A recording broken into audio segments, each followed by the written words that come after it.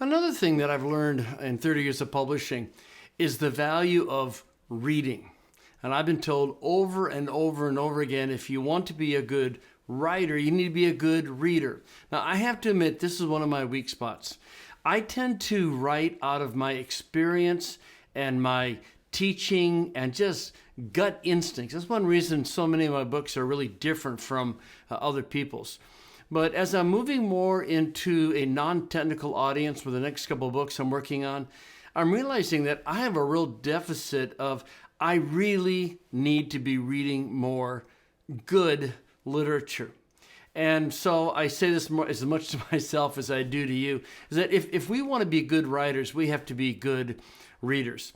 I got to go to Paris a while back. My daughter was married in Berlin, and we spent some time with her in Paris. And we got to go to the old Hemingway haunts. And so we went to his main bookstore. I think it's called the Shakespeare Company or something like that. And so I bought The Sun Also Rises. It's one of the Hemingway books I've never read.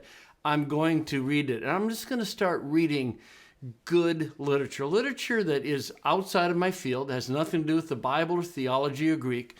But I'm going to be reading in just really good literature. And so I can start to absorb. And I think as a reader, as a writer reads, we read a little differently. We're not just kind of reading the plot and the story, but we're looking at how Hemingway writes and how some of these other people write. So I encourage myself as much as I encourage you. If you want to be a good writer, then we need to be good readers.